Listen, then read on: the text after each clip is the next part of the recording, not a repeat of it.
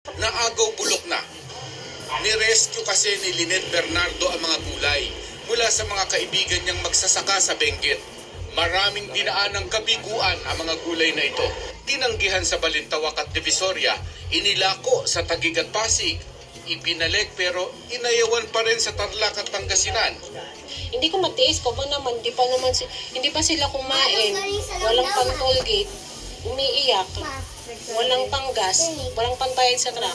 Malaking tulong siguro to kung kahit onti lang mabili namin and makakatulong talaga sa kanila. Ang iba pang magsasaka ng Benguet, hindi na sumugal pang bumaba ng Metro Manila.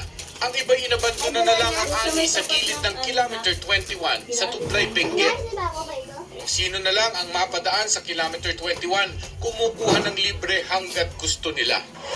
Hiwaga raw ito para sa LGU ng La Trinidad dahil wala naman daw oversupply ng gulay sa kanilang trading post. Ni La Trinidad Mayor Romeo Salda.